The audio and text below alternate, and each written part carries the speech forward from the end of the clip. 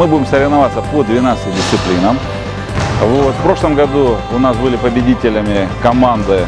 Первое место заняла команда Саха-Энерго. Второе место заняла команда исполнительной дирекции Якутск-Энерго. И третье место заняла команда центральных электрических сетей Якутск-Энерго. Соревнования проводятся среди участников, которые относятся к нашему центральному энергорайону. Вот. Значит, мы участвовали еще и в энергоспартакиаде, которую проводила Русгидро. Это у Русгидро была первая спартакиада, у нас же 19-я. Вот. И мы довольно-таки показали на уровне Российской Федерации, потому что Русгидро у нас присутствует практически во всех субъектах Российской Федерации. Неплохие результаты, даже можно сказать хорошие. По легкой атлетике у нас есть первое и третье место. Вот значит, третье место по плаванию и по волейболу. Мы физической культуре и спорту уделяем достаточно большое внимание, потому что считаем, что это одно из основных направлений, которое нацеливает людей именно на формирование команды. Команды для работы по основной специальности и командной работы именно в достижении спортивных каких-то успехов. Желаю честных соревнований, желаю всем побед, честного судейства, всем бодрого настроения и зрелищ для зрителей.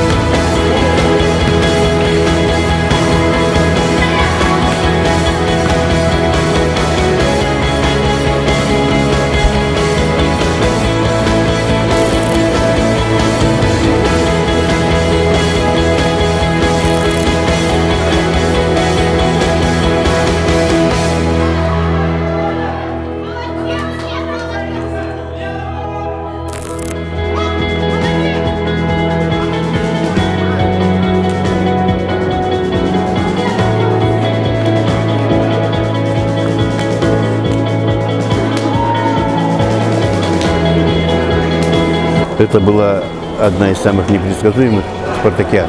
До последнего вида мы не могли определить, кто будет чемпионом. По мастерству все выровнялись. Хочется поблагодарить особенно женский волейбол. Он на таком эмоциональном уровне прошел. Хочу поблагодарить судейскую команду. Они были профессионалы. Особые слова благодарности хочу сказать главному секретарю Индееву Андрею Васильевичу. Всем здоровья, счастья.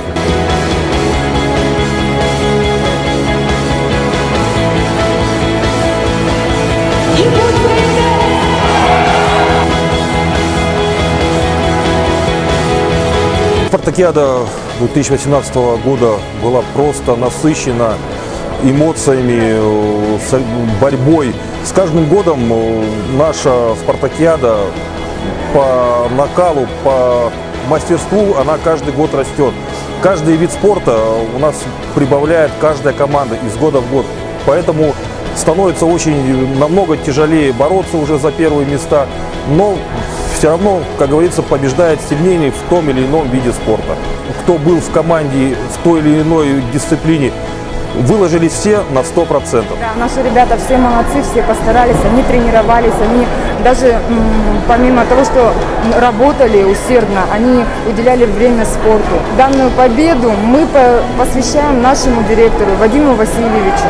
Поздравляем его с прошедшим юбилеем и поздравляем вас всех с Днем энергетика и с наступающим Новым годом.